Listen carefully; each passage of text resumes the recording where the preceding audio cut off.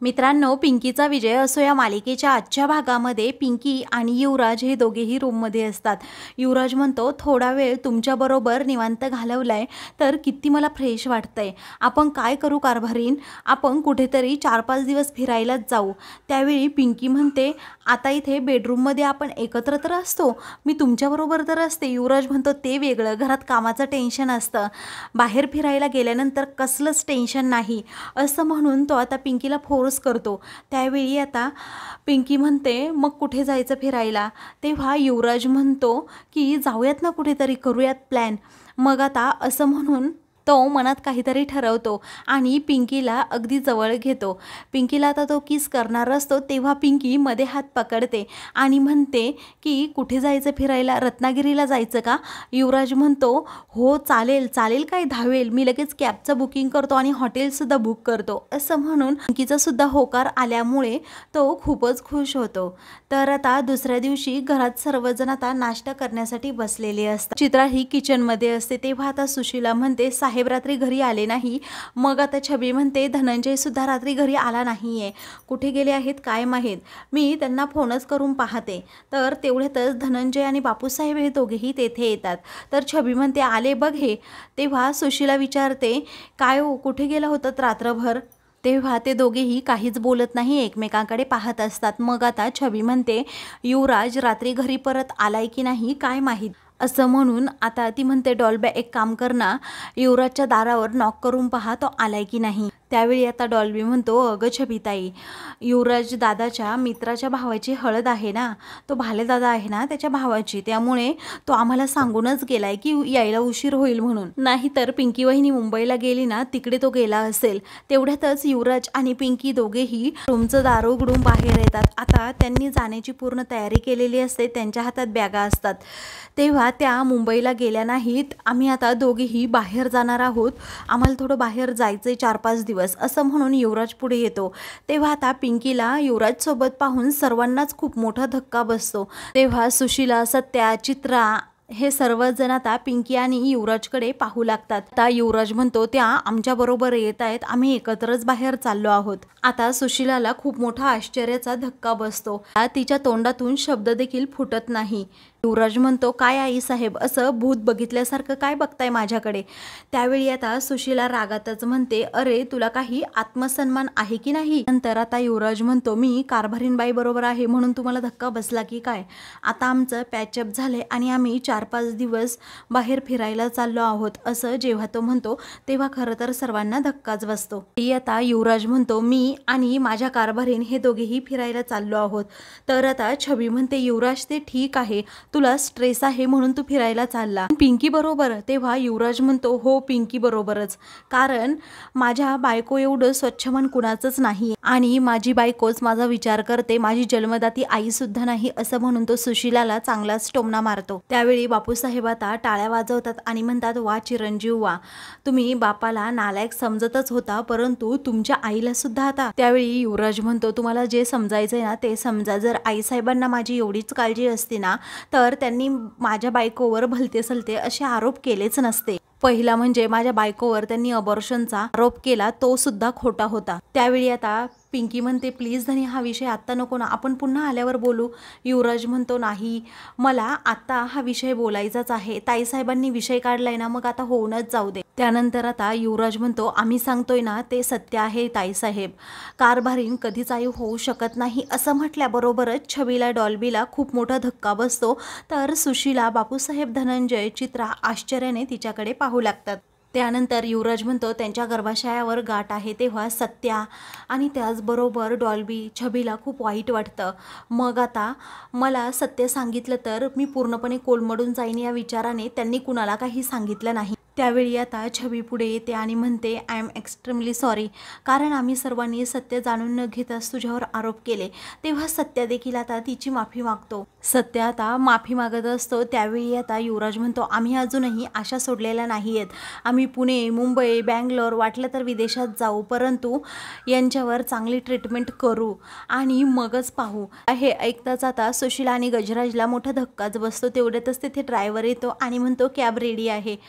इकडे छबी म्हणते, पिंकी मला तुझ्याशी खूप बोलावंसं वाटतंय पण आता वेळ नाहीये, आता तुम्ही दोघेही कसली काळजी करू नका, आपण आल्यावर बोलूच.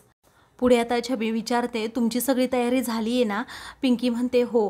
मग आता रिलॅक्समध्ये जा, तिकडे गेल्यावर मला फोन करा, आल्यावर आपण गप्पा मारूयात, असं आता छबी म्हणते. पिंकी आणि युवराज हे दोघेही आता फिरायला जायला, बापूसाहेब आणि धनंजय दोघेही पार्टी ऑफिसमध्ये येतात. बापूसाहेब आता खूप टेन्शनमध्ये असतात, तर त्या पाठोपाठ आता सुशीला येते आणि म्हणते, काय काय झालं, काय सगळं काही झालं ना? पालत्या घड्यावर पाणी. अहो आपल्याला वाटलं होतं त्या पिंकी आणि युवराजला आपण वेगवेगळं करू, पण त्या घाटवाडीची मुलगी एवढी हुशार आहे ना, सहानुभूती तिच्याच बाजूनेच मिळाली, कारण ते मेडिकल रिपोर्ट दाखवून माझ्या मुलाला तर भुलवलंच आहे. त्यावेळी बापूसाहेब म्हणतात, गप्प बसा. त्यावेळी सुशीला म्हणते, गप्प बसा काय? ती घाटवाडीची मुलगी माझ्या मुलापासून वेगळी झालीच पाहिजे, आपण कितीही प्रयत्न करून देखील ते काम होतच नाही आहे. त्यावेळी बापूसाहेब म्हणतात, तुम्ही चहा नाश्ता घेऊन या, तोपर्यंत आम्ही बघतो काहीतरी. सुशीला म्हणते, हे काम झालंच पाहिजे. बापूसाहेब म्हणतात, हो करतो मी काम, तुम्ही निघा अगोदर. तेव्हा सुशीला आता तनतन करतच तेथून जात. तर बापूसाहेब म्हणतात, हे पिंकीचं बाहेर जाणं आपल्याला चांगल्याच पथ्यावर पडले. त्यावेळी आता धनंजय म्हणतो, हो बापूसाहेब, पण सासूबाई बरोबर बोलल्या, आता पिंकीचं कोणीही वाईट करू शकत नाही, कारण तिच्याबरोबर युवराज आहे. त्यावेळी आता बापूसाहेब म्हणतात, सायलंट अण्णाला भेटल्यानंतरही तुम्ही हा विचार करताय जावई बापू? अहो तिला आयुष्यातून कोणीही उठू शकत नाही हे माहिती आहे, परंतु सायलंट बापू पिंकीला मारण्याचं काम नक्कीच करू शकतो. पुढे बापूसाहेब म्हणतात, हे पहा जावई बापू, आता आपल्याला एकच काम करायचं आहे, युवराजच्या जागी आता सायलंट अण्णाला फिट करायचं आहे आणि त्याच्याकडून पिंकीला मारायचं आहे. धनंजयला जरा धक्काच बसवतो, म्हणतो मग युवराजचं काय करायचं?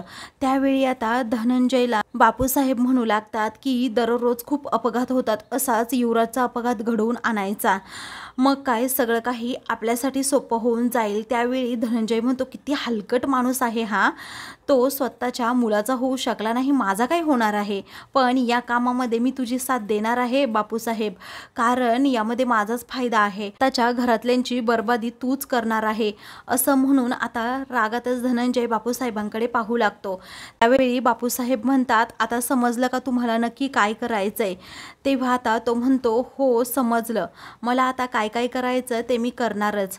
ठीक आहे असं आता बापूसाहेब म्हणतात आणि पुढे एक प्लॅन सांगतात. आता पुढे काय करायचं, सायलंट बापूला त्या ठिकाणी फिट केलं तर मग पिंकीकडून सरकारवाडा सुशीला देवींच्या नावावर करून घ्यायचा आणि पिंकीलाही तिकडे जाता तुम्ही मारून टाकायचं, असा प्लॅन खरं तर बापूसाहेबांचा असतो आणि तो धनंजयला तो प्लॅन सांगतो. धनंजय आणि बापूसाहेब लगेच त्या प्लॅनला सुरुवात देखील करतात. इकडे युवराज आणि पिंकी दोघेही रत्नागिरीला पोहोचलेले असतात. आता हॉटेलमध्ये पिंकीला युवराज हा घेऊन येतो आणि तिचे डोळे बंद करतो. तेव्हा पिंकी म्हणते, अहो धनी हे काय आहे? मग आता तो म्हणतो, थांबा जरा 1 मिनिट, मी सांगतो तुम्हाला, असं म्हणून तो पिंकीला आता खूप छान असं सरप्राईज देणार असतो. दुसरीकडे आता बापूसाहेब हे त्यांच्या अड्ड्यावर जातात आणि लाथ मारून सायलंट अण्णाला उठवतात. तेव्हा सायलंट अण्णा हा खूपच चिडतो आणि बापूसाहेबांच्या गळ्याजवळच सुरा पकडतो. तेव्हा काय काम आहे असं सायलंटांना विचारतो. बापूसाहेब प्रचंड घाबरलेले असतात. तेव्हा धनंजय गुपचूप खिशातून आता पिंकीचा फोटो काढत सायलंट अण्णाला दाखवत म्हणतो, या मुलीला तुला संपवायचंय. तर बापूसाहेब म्हणतात, हात मागे घे आणि तिचा नवरा बनून तिला संपवायचंय. त्यावेळी आता सायलंट अण्णा पिंकीकडे पाहतच राहतो. युवराज हा पिंकीला आतमध्ये घेऊन आल्यानंतर तिच्या डोळ्यांवरचा हात काढतो. पिंकी आता समोर पाहते आणि खूपच खुश होते, कारण तिच्यासाठी युवराजने खूप छान असं सरप्राईज प्लॅन केलेलं असतं. खूप सुंदर असा बेड सजवलेला असतो. त्या बेडवर लाल गुलाबाच्या फुलांनी खूप छान असा हार्ट शेप देखील काढलेला असतो. सायलंट अण्णा हा युवराज आणि पिंकीचा फोटो पाहतो. त्याला तर खूप मोठा धक्काच बसतो, कारण युवराज हुबेहूब माझ्यासारखा दिसतोय हे पाहताच आता त्याच्या पायाखालची जमीनच सरकलेली असते. तर इकडे आता पिंकी बेडवर बसते, तर युवराज तिच्या अंगावर फुलांच्या पाकळ्या टाकतो. पिंकीला हे सगळं असं स्वप्नवत वाटत असतं, तरीही पिंकी ही युवराजकडे पाहतच राहते आणि तिला हे खूप छान वाटतं. दुसरीकडे सायलंटांना आता पूर्णपणे कोमातच जातो आणि मग तो लगेच आपली मान मोडतो. दुसरीकडे सायलंटांना म्हणतो, मी हे काम करणार नाही. तेव्हा बापूसाहेब आता म्हणतात की तू एक बँक लुटली होती आणि त्या लुटण्यामध्ये उदय सिंग नावाचा एक माणूस होता तुझ्याबरोबर, तो साथीला होता. जर बाहेर गेला तर तू आता जेलामध्ये जाशील. तू जे गुन्हे केले आहेत ना, 80 लाख रुपये घेऊन तू जो फरार झाला आहेस ना, ते सगळं मला माहीत आहे. तेव्हा सायलेंट अण्णा आता लगेच घाबरून जातो. काय करावं त्याला सुचत नाही. इकडे आता पिंकी आणि युवराज एकमेकांना मिठी मारून बसलेले असतात. पिंकी म्हणते, एवढं सर्व करायची काय गरज होती? अहो, तुम्ही जर माझ्याबरोबर असतात ना, तर माझं दिल असं गार्डन होऊन जातं. मग आता युवराज म्हणतो, थांबा, अजून एक सरप्राईज तुमच्यासाठी आहे. पिंकी म्हणते, नको ना, आता मला अगोदर जेवायचंय, खूप भूक लागली. युवराज म्हणतो, थांबा, मी आलोच लगेच. असं म्हणून तो जरा बाहेर जातो आणि तोपर्यंत पिंकीला फ्रेश व्हायला सांगतो. रे बापूसाहेब आणि धनंजय हे दोघेही मिळून आता सायलेंट अण्णा असतो, त्याची जी फाईल असते गुन्ह्यांची ती त्याला दाखवतात. तेव्हा सायलेंट अण्णा जरा घाबरतोच आणि म्हणतो, तुम्हाला हे कसं समजलं? बापूसाहेब म्हणतात, ते महत्त्वाचं नाही आहे. तर धनंजय म्हणतो, तुझ्यासमोर हे जे बसले आहेत ना, ते आमदार गजराज धोंडे पाटील आहेत आणि तुला ज्या मुलाचा फोटो दिला आहे ना, तो त्यांचा मुलगा आहे. आता काहीही न बोलता डायरेक्ट फक्त तिकडे जायचं आणि त्या दोघांना मारायचं, कारण ते दोघे यांचा अडसर आहेत. पुढे आता सायलेंट अण्णा घाबरलेलाच असतो. तो म्हणतो, हे कसं जमणार?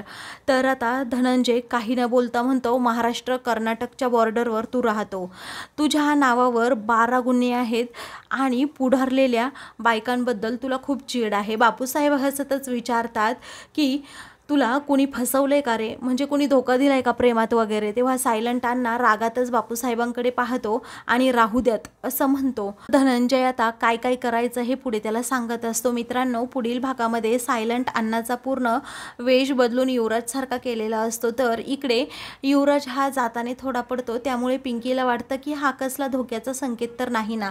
अशाच मालिकेंचे पुढील भाग पाहण्यासाठी चॅनलला सबस्क्राईब